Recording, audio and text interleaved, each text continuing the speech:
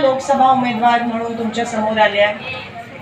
मी 15 वर्ष आमदार आहे बाजूच्या मतदारसंघात, शहर मध्य म्हणून मी 15 वर्ष आमदार आहे। पण पहिल्यांदा मी खासदारकीची खूप मोठी निवडणूक लढत आहे, तर तुमचा आशीर्वाद घ्यायला आले, कारण मागच्या 10 वर्षात बीजेपीचे खासदार होते सोलापूर लोकसभेत आणि त्या बीजेपीमुळे सोलापूरचं नुकसान झालं।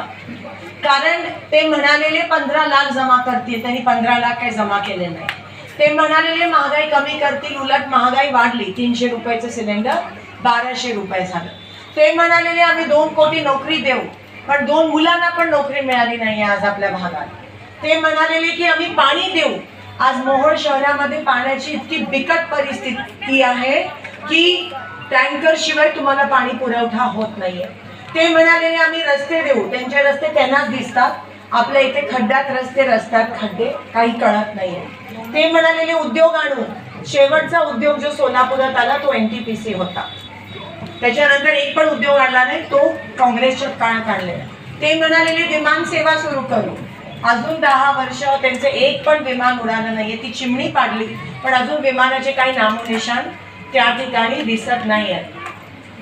ते म्हणाले आम्ही GST रद्द करू, उलट GSTचा राक्षस तुमच्या सगळ्यांच्या डोक्यावर येऊन उरावर येऊन बसलाय। नोटबंदीमुळे माझ्या महिला भगिनींचं पण नुकसान झालंय। मग केलं तरी काय मागच्या 10 वर्षात बीजेपीने? एक गोष्ट केली, खोटं बोलले, रेटून बोलले। आज रेशन दुकानामध्ये पण धान्य मिळत नाही महिलांना। काँग्रेसच्या काळात रॉकेल मिळायचं, दिवाळी दसऱ्याला साखर पण मिळायची, आज काहीच मिळत नाही।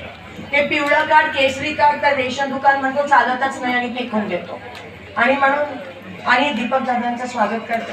आणि म्हणून यावेळेस आपल्याला बदल आणायचा आहे, यावेळेस आपल्याला काँग्रेसला मतदान करायचं आहे। मी उभी आहे, मी काम करते, मी दुसरं काही करत नाही। मी 15 वर्ष कामावर निवडून आले, लोकांनी मला कामावर निवडून आणलंय। मी